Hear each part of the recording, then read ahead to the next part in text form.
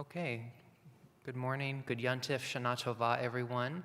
Thank you all for being here in person, some of you, and thank you for those of you joining us online via the live stream.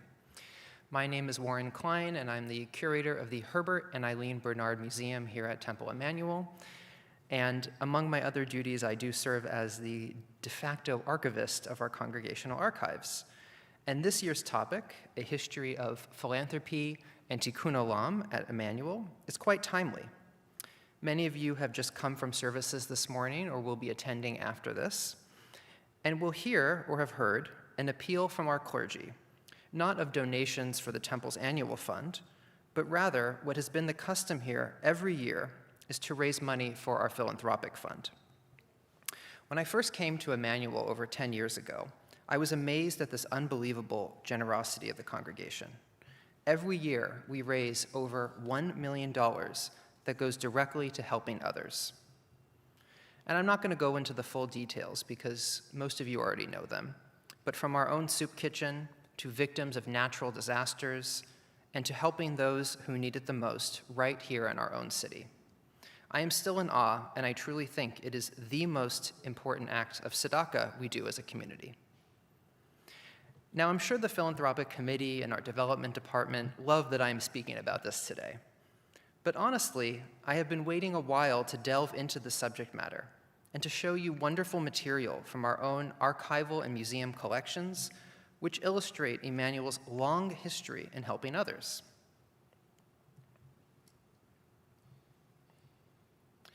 So this is, of course, the Philanthropic Committee. More information can be found on our website. But I want to tell you the story of what first inspired me to dive into the subject. About 5 years ago, I was searching through one of our many minute books in the Temple archives, and here's a photograph of the many, many shelves of minute books dating back to the 1840s.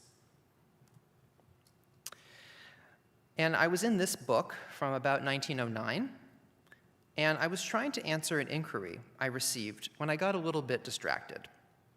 Now, it's important to note that this book from around 1909 is the first minute book in our collection that was typed, and therefore very easy to read, so you can understand how I got distracted. So many of our 19th century records are handwritten and sometimes very difficult to decipher. Before I knew it, I had zoomed through almost 7 years' worth of minutes, while still not finding the answer to my initial inquiry. The minute books are filled with treasures. They are an interesting glimpse into synagogue life from over 100 years ago. What were the issues of the day? Worship, education, fundraising. Sound familiar? It is often the reading in between the lines of what is recorded or not recorded that I find the most fascinating, but perhaps that is a talk for another time. What stood out the most in this volume, a description of donations given both abroad and locally. For instance, at a trustees meeting held on April 3rd, 1911, it was decided that $1,000 would be given to the Washington Square fire sufferers, or as many of us commonly know it today as the Triangle Shirtwaist Fire. In December of 1912, it was decided that a donation of $500 would be sent abroad to Jewish sufferers of the Turkish War. I admit, while I knew of the horrors of the Triangle Shirtwaist Fire, I had to do a little bit of research about Ottoman Jewry in 1912. This reference was to the First Balkan War, where Greece had taken Salonika, and many of the Jews of that city suffered either loss of property or were victims of crossfire. And just to illustrate some of these images, on the left is the Triangle Shirtwaist Fire building, and image of Jews of Salonika from around 1912. It seemed that at almost every trustees meeting in this volume, a new group or cause was being donated to, including deaf students and their educators who were given free use of the temple's facilities. I was also struck by the amounts of money given away. These were large sums of money in the first years of the 20th century. Roughly between $10,000 and $28,000 in today's money. What also interested me was that these amounts seem greater than what was being spent on building repairs and other items needed for the congregation to function. Now, perhaps that was the reality of what things cost back then. Labor costs were less, but still, to send $500 abroad in 1912 to a Jewish community 5,000 miles away amazed me. When we talk about tzedakah, or literally righteousness, tikkun olam, or Jewish philanthropy, I thought it was important to look at a text where this notion of responsibility in Judaism comes from. In the Talmud, Shavuot 39a, in discussing the domino effect of sin, it concludes with the phrase, Kol Yisrael aravim ze bazeh, meaning all of Israel is responsible for one another. This phrase is the basis of our notion of communal responsibility in Jewish law. If one Jew sees another Jew at the verge of sinning, he or she has an obligation to step in and help. Even more so, it implies an obligation on all Jews to ensure that other Jews have their basic needs of food, clothing, and shelter taken care of. Simply by virtue of being a Jew, one is responsible for the well-being of other Jews, and vice versa, whether they are in our own community or, as we just saw, 5,000 miles away. I believe it is this concept that the founders of our congregation both experienced firsthand as immigrants to New York in the mid-19th century and would later build into the foundation of what Emanu-El stands for. So I wanted to take us on a little journey through our archival collections chronologically, but I'm going to start in the 1860s, not because our founders were not actively involved in charitable works in the 1840s, when Emanu-El was founded, they were, but rather, our records become bilingual around this time in the 1860s, that is, German and English. So my graduate school German would probably take me about a year to decipher the minute books. So here's a page from the 1848 to 1868 volume. In May of 1862, at a special meeting, it was recorded that the Reverend Dr. Samuel Adler gave a Pesach sermon the month prior, and $465 was collected to go towards wounded Union soldiers. So let's take a step back for a moment. The year is 1862. The country is about a year or so into the Civil War. Emanu-El is still located down on East 12th Street downtown, and Samuel Adler, appointed in 1857, is the congregation's second rabbi. Further reading into this volume indicated that it was the custom to collect tzedakah, although I'm not sure they would have used that word at the time, after the rabbi's sermons. The collections seemed on par with current events, both nationally and Jewishly. Also, while we don't know if physical cash was collected during these collections, I have to assume that the reformed nature of the congregation allowed for this, and it was probably similar to the passing of a collection plate or basket prevalent in churches. So here's just one that we've had digitized, where you can see other dollar amounts listed for different causes, and a portrait of Reverend Dr. Samuel Adler from our collection. Another interesting find in this volume was at a general meeting of the congregation in May of 1863, 20 graves at our Salem Fields Cemetery were set aside for fallen Jewish soldiers. I was quite touched by this. The early 19th century in New York saw the creation of the Hebrew Benevolent Society. This was started predominantly by the Sephardic and very small Ashkenazi Jewish communities at the time to help with the influx of Jewish immigrants in need. In his book, The Rise of the Jewish Community in New York, 1654 to 1860, Hyman Grinstein writes that the Burial Society, or Hevra Kadisha, was the forerunner to the mutual aid group. Burial societies have existed throughout Jewish communities for centuries, and whose main function was to prepare the body for burial. But as scholars and those who still practice in Hevra Kadishas can tell you, it is much more. Raising the necessary funds for these societies to run was key to the members' duties. Even specific tzedakah containers were set aside just for this. And I found an example in the Jewish Museum collection from about 1847. In writing about the establishment of B'nai B'rith in 1843, Julius Bean noted that it combined mutual aid with its fraternal features, and among those early founders of B'nai B'rith were some members of Emanu-El and Anshe Chesed, which later merged to become Beth-El. And I think that's important to note that these different organizations were forming. It was, again, kind of this domino effect or ballooning that the need was so great that so many organizations were forming and had mutual aid and benefit as its foundation. Grinstein further notes that alms distributions in synagogues, separate from benevolent societies, were supplemented by philanthropy of wealthier members. He recounts several interesting and sometimes humorous examples of loans to congregants from Shereth Israel. Again, this is all before the establishment of Emanu-El. In the 1850s, Temple Emanu-El, along with Anshe Chesed and Rodef Shalom, rotated duties on burials of new immigrants and poor who died in hospitals without funds or families. In 1858, the Jewish population of New York City was about 40,000. In a speech that same year, Mayor Daniel Tiemann noted that over the past 3 years, only 3 Jews had applied to city institutional housing. He said, "We may be certain that these 3 were either unsynagogued, unattached, or Jews who might have given up their faith. For Jews who maintain their affiliation with their community were taken care of by their own brethren."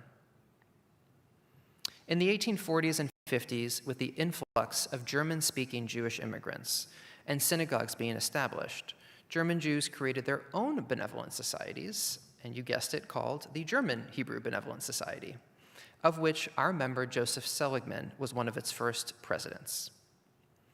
The 1880s saw the rise of Eastern European Jews immigrating to the United States. In 1882, the Board of Trustees assembled for a series of special meetings to deal with the situation of the plight of Eastern European Jewry.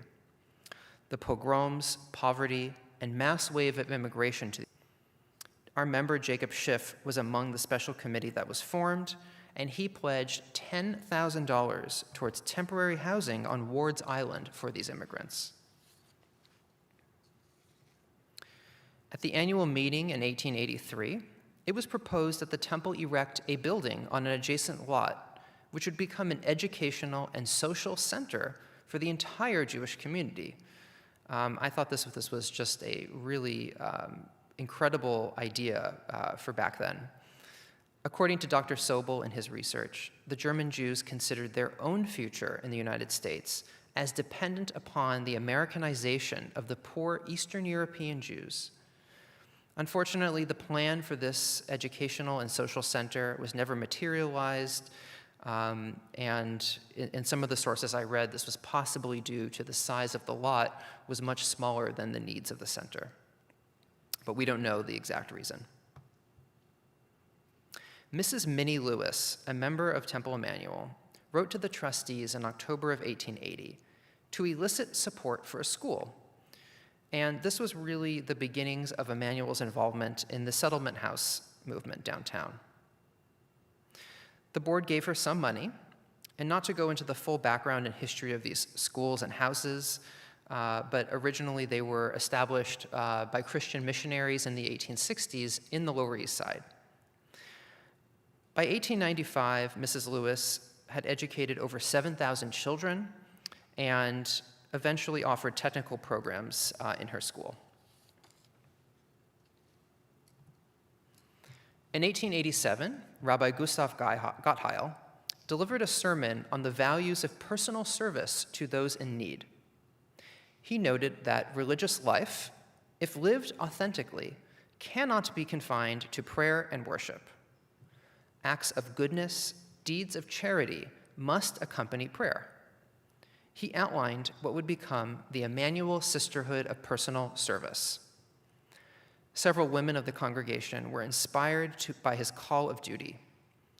The purpose of the Emanu-El Sisterhood of Personal Service was to render direct service to those in need by friendship to the sick and the needy, friendship for the children, training for working girls and women, and each member of the sisterhood would take it upon herself to head one of these constituencies.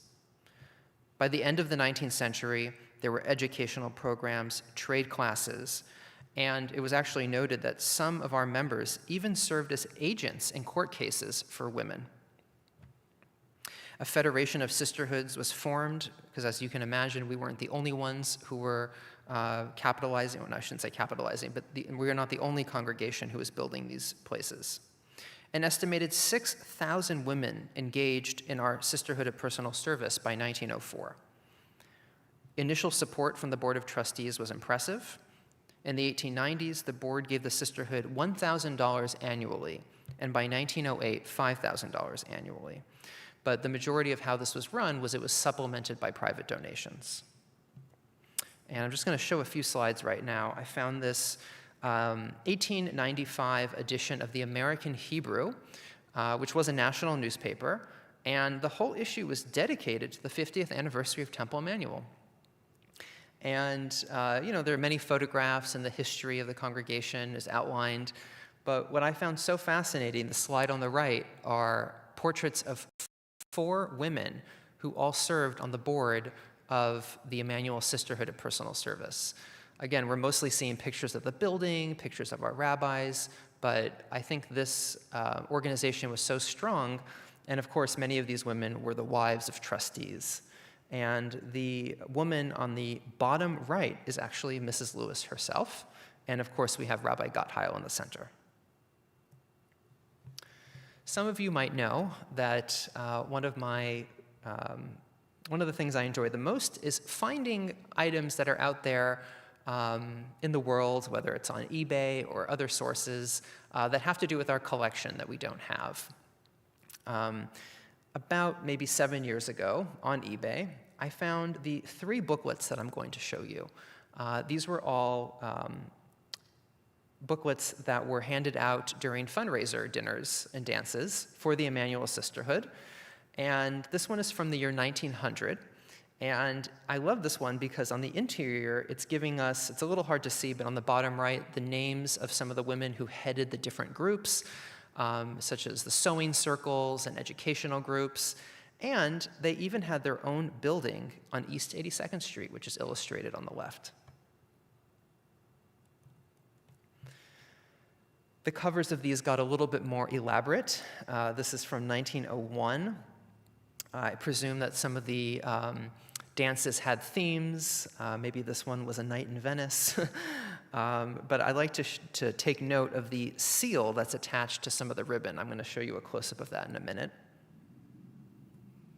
And then this is one from 1902 as well. The interior of these, as you can imagine, have the menus of the dinner, the different dances that would have been danced that night, and some information about the sisterhood as well. I also found in our museum collection, which mainly houses the 3-dimensional items, this little pin. I mean, it really is, it's so tiny, it's maybe about 1 inch in diameter. And it says the Emanu-El Sisterhood Religious School, 1917, is inscribed in the star in the middle. And when I was putting these slides together, I noted that the little seal on that 1901 brochure was so similar that this must have been, the logo of the organization. And perhaps these little pins were given out to students. We don't really know for certain.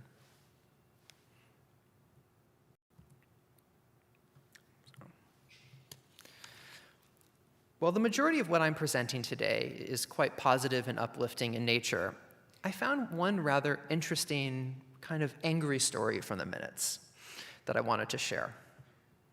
Rebecca Kohut, who was on the board of the Emanu-El Sisterhood of Personal Service, in April of 1915, sent a letter to the board on behalf of the leadership of the sisterhood, saying that they felt that the Board of Trustees does not feel morally responsible for the welfare of their organization and fails to recognize the sisterhood as an important factor of congregational life. Now remember, while The trustees and the congregation had given some money annually for the running of the sisterhood. The sisterhood really was a self-governed body, and they were responsible for their own operational costs. She goes on to note that the sisterhood has raised over $1 million in the year, and less than $100,000 of support came from the congregation, which of course bears its name. She insisted that the subject of the sisterhood be made part of a rabbi's sermon more regularly to elicit funds, and that a junior committee be organized in the school. She also suggested that the annual report be read at the annual meeting, and this was really concluded with the board kind of brushing her off and giving her $5,000. The sisterhood building and its activities closed in 1936, but I really should say its activities ceased. I think they really became absolved in our own women's auxiliary, which is still going strong today. Now, there had to be something for the men, too, of course. Women were not the only immigrants, and unfortunately, there was very little that I was able to find on the Emanu-El Brotherhood. It was created in 1903 by Rabbi Joseph Silverman, and they also had a building down on the Lower East Side on East 6th Street. And it served more of a religious settlement house. It was a place where people could go in and say daily prayers. They would have Shabbat services as well. And one thing I read that it was really to counteract the activities of some of the Christian houses in the area. At its height, it serviced a kindergarten, a Sunday school, a library, a gymnasium, adult education classes, and this one actually lasted until 1959. Just some other interesting charitable causes that I found in some of our early 20th century minute books. In 1916, $2,500 was sent to Europe to aid Jewish war sufferers. In 1917, a committee was appointed to investigate what could be done for the purpose of aiding religious education to lower-class students and families in the Bronx. And the Yom Kippur Fund in 1917 was collected on behalf of the American Jewish Committee of over $20,000. And this was also to say that prayer books and Bibles were also sent to Jewish soldiers abroad during World War I. It wasn't just the adults who were active in philanthropy and Tikkun Olam. The religious school was very active and even had a special name, the Bright Side Work. It was headed for many years in the early 20th century by a woman named Stella Fernbach, who was also the librarian and daughter of Henry Fernbach, the architect of our 43rd Street building. On the right is a photograph from the early 1920s of 43rd Street. You can see many of the taller buildings going up, the vehicular traffic, some of the reasons why we left. And Stella actually had a younger sister named Agnes, and Agnes was a pretty incredible artist, and we have a few of her drawings in our collection.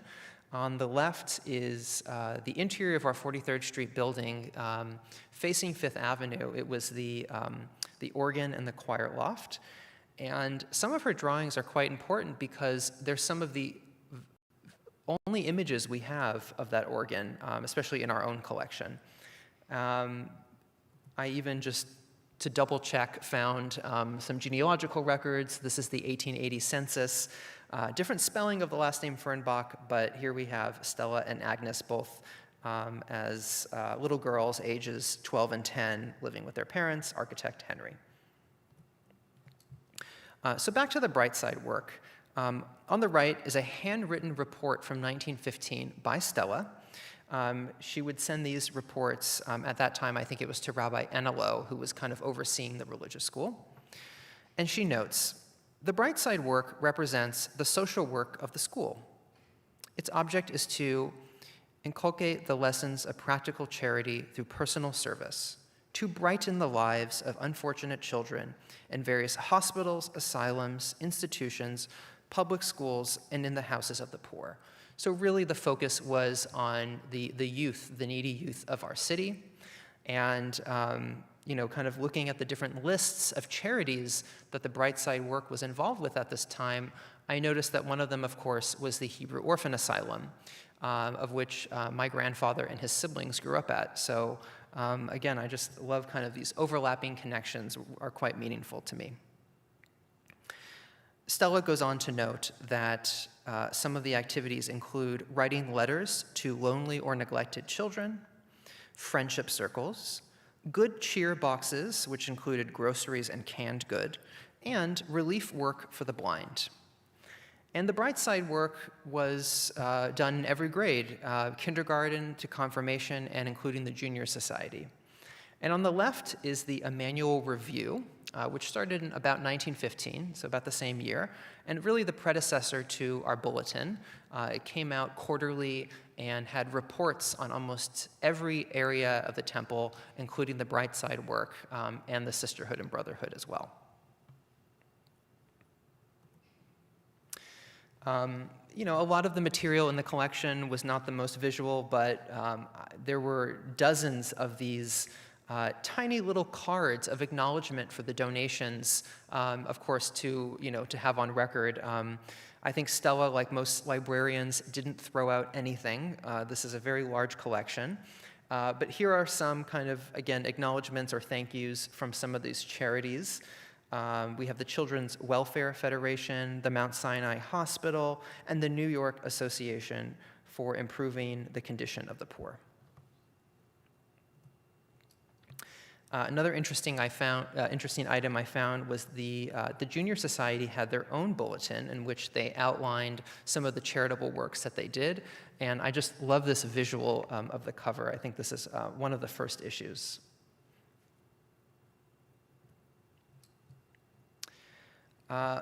Fascinating letter that I found in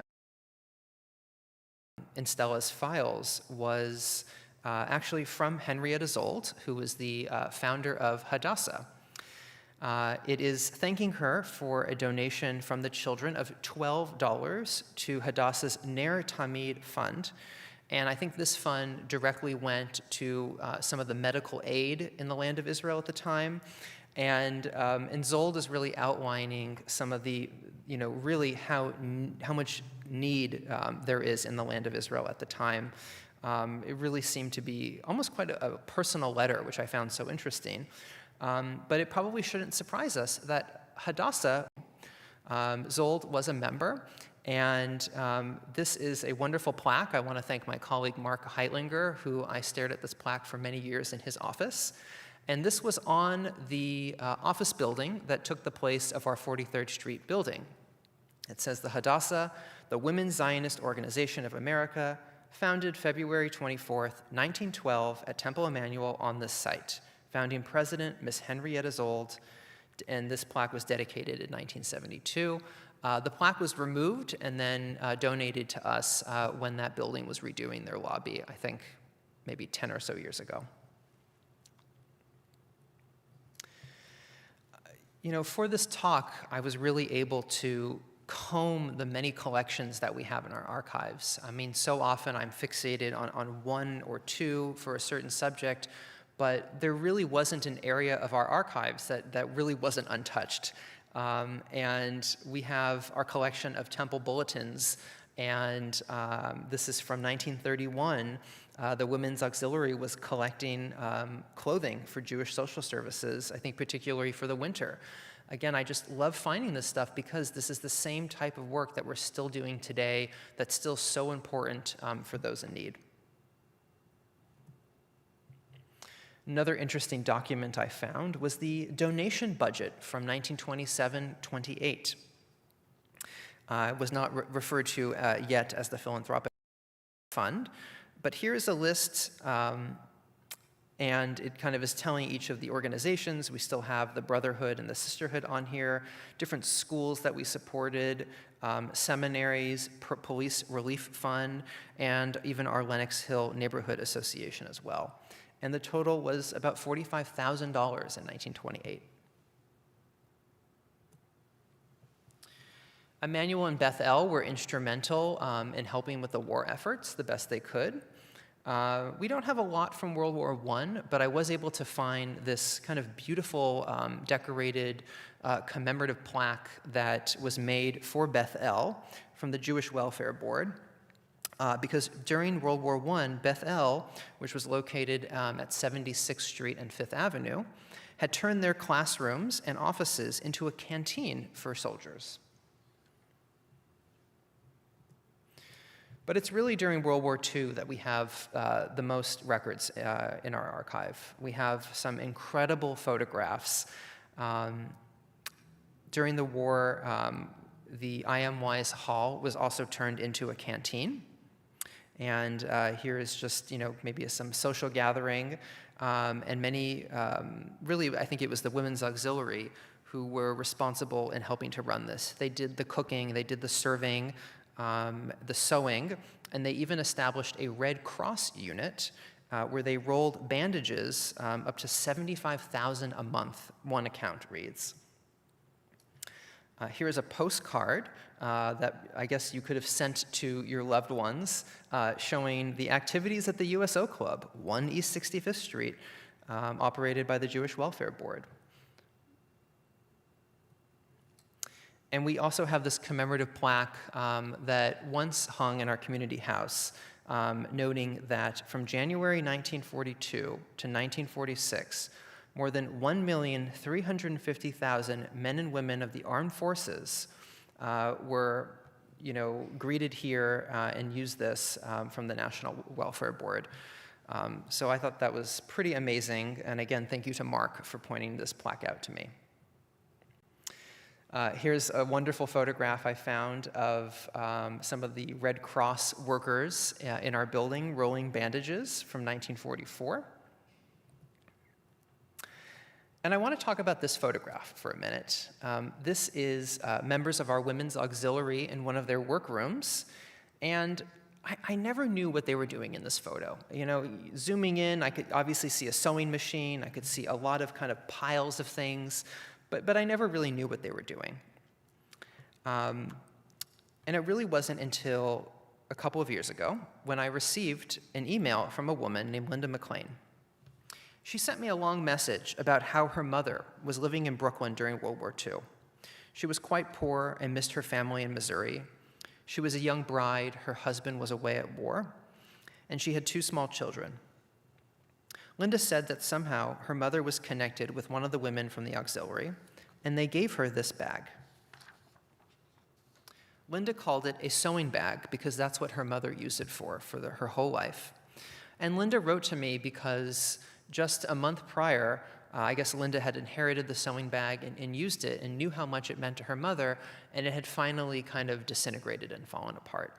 And she wanted me to pass this along to the Women's Auxiliary, which I did, and just to know how much it meant to her family, just this small gesture.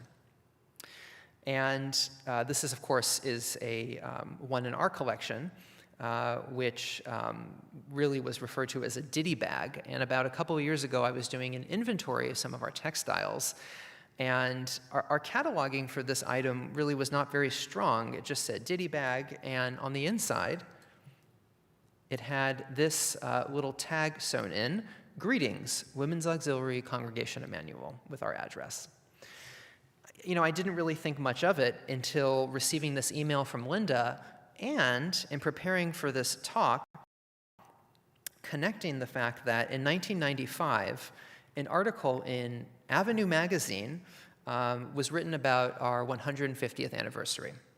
And in this article, they used that wonderful photograph, which I showed you, and talked about these bags. And these bags were actually not meant to be sewing bags, but what's seen in the photograph, and I'll go back a few, they're actually bags that were made to be sent to soldiers. Toiletries were put in there, cigarettes, maybe some candy as well. And they were, just really simple fabric bags with some scrap. So presumably they didn't all look like this. They could have been different colors. And this one came to us as a donation from a woman whose mother supposedly kept one of these bags and gave us kind of a nice bit of history, and also pieced together with this with this magazine, the whole thing kind of came together. And, oftentimes I'm researching many items in our collection, our beautiful silver Hanukkah lamps, and trying to figure out provenance. But it's something so simple as this that can be so touching and meaningful, and adding to the different layers of the object's history, it really kind of exceeded my expectations, and I thought it was kind of a meaningful story to share with you today.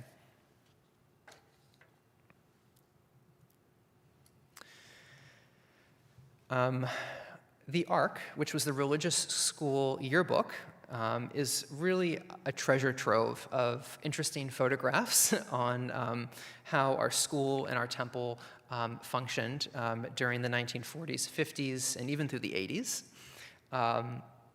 And here I found a small little article in the 1964 yearbook about how the charitable work, now known as Brightside Tzedakah, were raising money that year to help blind children get books in Braille.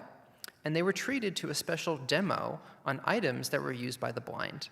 And the photograph, I'm not sure if you can make it out, on the very bottom, you can see all the children at their desks are blindfolded. Not really sure what's going on, but I thought it was kind of an interesting connection to share how the work was continuing through the middle of the 20th century. So I wanted to share with you a few museum objects. These objects are more personal in nature and not really representing the Emanu-El community as a whole, but the owners of these objects, I feel, were so giving of their time and giving of their resources that it's worth noting. This is a silver binding of a prayer book that was made in Jerusalem around 1920, and it was part of Judge Lehman's collection. And, at first glance, it's a lovely prayer book that was made by the Bezalel School. But what was very interesting, and I'm sorry this is not a great photograph, is the inside clasp of this binding. And I'll read you the inscription. Presented to Irving Lehman by the boys of Camp Lehman, 1923. And, in our collections catalog, there really isn't much mentioned about this Camp Lehman. So I did a little bit of digging. And I found out that Judge Lehman himself supported a boys' camp in the Bronx. And actually, the entire records of this camp exists at the 92nd Street Y. And the camp lasted, I think, probably until 1930. It wasn't a very long-lived camp, but it was helping, kind of these, children of immigrants who didn't have a place to go during the summer could go and spend a summer outside in the Bronx, having, a warm meal to eat. And I just thought this photograph was really great as well. That was from the 92nd Street Y archives. Another item, this might look to you like a Esther scroll and case or a Megillah. And it's also made by that same school in Jerusalem, 1915. But it's actually a testimonial scroll. The entire thing is written in Hebrew, and it's dedicated to Nathan and Lena Strauss. These were the mother and father-in-law of Judge Lehman. And Nathan and Lena were, they were Zionists, and they were, very into giving money to causes in the land of Israel. And actually, the city of Netanya in Israel is named for Nathan Strauss. I have not had this entire scroll translated, and it is quite long, but it was given to them by some of the charities that they helped. Another example of this is a scroll that we have from that belonged to Herbert Lehman, Irving's brother and governor and member of our congregation. And it's a testimonial scroll in 3 languages. Here I just have the Greek shown. It also has a little bit of English and Hebrew as well. And it's thanking Herbert for his charitable work for the Greek Jewish community. All of these pieces ended up in Judge Lehman's collection. He was kind of the family keeper of all the Judaica. And of special note, I want to thank my colleague Karen Franklin. She noted recently in a presentation that we both gave at the Jewish Genealogical Conference that Herbert Lehman's papers are at Columbia University. And she found a list, I think for 1 year, it was the different charitable causes that Lehman gave to. And it was something like almost 200 different charities. I may have gotten that number incorrect, but it really was a very, very long list. Just wanted to mention some of the great programs that still exist today, like the Sunday Lunch program. Here are some photographs from our collection, and I believe that the Sunday Lunch program is celebrating an important anniversary. I think 40 years, is it next year? Our second Seder, which helps people who are homebound and gives them a place to go for Passover. Again, some photographs from the 1980s from our collections. And I also wanted to mention, too, another collection that was more difficult for me to illustrate was our oral history collection. The oral history project really started, I think, some maybe 20 plus years ago. And it was started by a group of people who would take the testimony and stories of many of our members, and it was recorded. Many of these have been transcribed. And in just reading a few, you're getting a taste of their life and their involvement in Temple Emanu-El, but so many of them talk about the different charitable work and philanthropy that they're involved in, whether it's a Sunday lunch program. So I did look at some of those as well, and they're really great testimonies that we have in our collection that I wish were better to visualize. In our museum collection, we also keep a lot of different items that I think some might not keep, that might have been overlooked, that I kind of refer to as our swag collection. And these are anything like bags and T-shirts and ribbons and prizes given out at the Purim Carnival, because this is kind of part of our modern history of collecting. So I just wanted to show you two items that kind of go with today's theme. On the right was a soup mug given to the volunteers of the Sunday Lunch program. And on the left, a Tikkun Olam Tzedakah bank that was put in different religious school classrooms.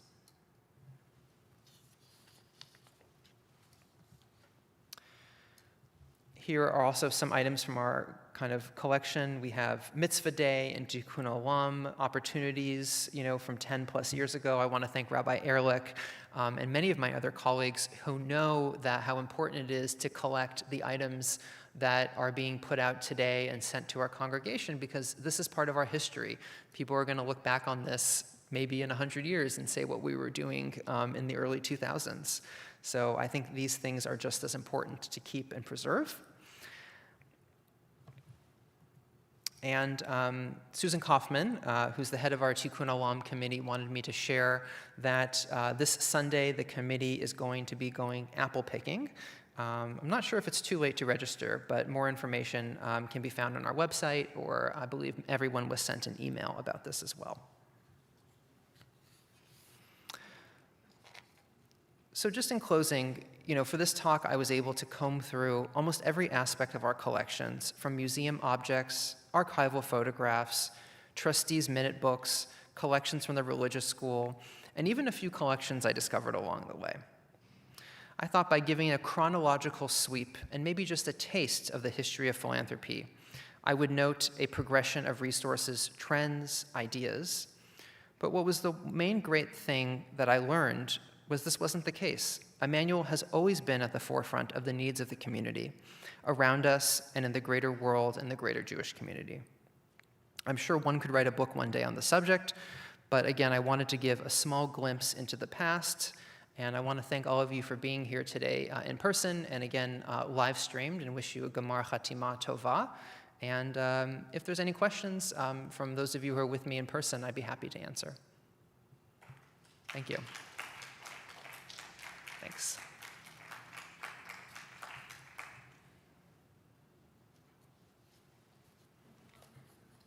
Yeah. The early books, you answered an initial question I had, is that the early minutes were in German and in English. Were they also in Yiddish or any other language? No, never in Yiddish. Occasionally we see words and phrases written out in Hebrew, but this is quite early, like 1840s and 1850s, mostly in reference to, I think, words that they didn't know how to say in English, or they kind of wouldn't transliterate. And then we see a lot more Hebrew in our marriage and birth records, providing the date in Hebrew as well. But no, never Yiddish. It was a German-speaking congregation from the start. Yes, Fred. My question is somewhat related to that, and that regards the outreach, whether Lower East Side or otherwise. I know that at the turn of the century, there was a lot of suspicion amongst the Eastern European immigrants that these German Jews weren't really Jews, but they were Christian missionaries or something like that. Because their Jewish understanding was very different from them. So I wonder if you found anything along these lines of sort of resistance among the immigrants to the uptown Jews, work with them. And a second question is whether you found any reference to an organization called B'nai Abraham that I think was a spin-off of B'nai B'rith that was to Germanize the Eastern European immigrants. Great questions, thank you. I'll repeat them if people haven't heard them. So the first question was if I found any references to the suspicion of the German-speaking Jews kind of coming down into the Lower East Side by the Eastern European Jews. And it's so fascinating. I didn't even think about that because I actually found quite the opposite of that. There's a few references that were, the German-speaking Jews created their own benevolent societies because they didn't trust the Sephardic Jews, or they wanted to Germanicize and to reform some of these more observant. And in most of the cases I read that it really wasn't the case. Of course we can't say for certain. Maybe there were some people who wanted them to look a different way, but the majority of what I read said that really wasn't the case. This falsity that kind of took off, which I was kind of glad to hear that, actually. And your second question, it's very interesting. I'll probably have to go back and look now to see in some of the other sources, the secondhand sources that I used about the reaction of the Eastern European Jews. I didn't really think to do that, so I appreciate that. Your second question was about an organization called B'nai Abraham, which was a spin-off of B'nai B'rith. I didn't find any specific mention to B'nai Abraham. However, there were many other smaller benevolent societies and Landsmannschaften and all these organizations that existed for different groups of people. If you were from a small city in Bohemia, you found your other landsmen from that same city. And these organizations, some were more powerful and more wealthy than others. But one thing I did find was that many of them came to us for burial. They could not afford their own cemeteries, or maybe other cemeteries wouldn't take them. And we did, and there are several plots in Salem Fields or little areas that are kind of marked off. So I did find a lot of reference to kind of the interaction between the congregation and those, but not specifically to B'nai Abraham. Thank you. All right, well, thank you all again for being here today, and Shana Tova and Chatima Tova.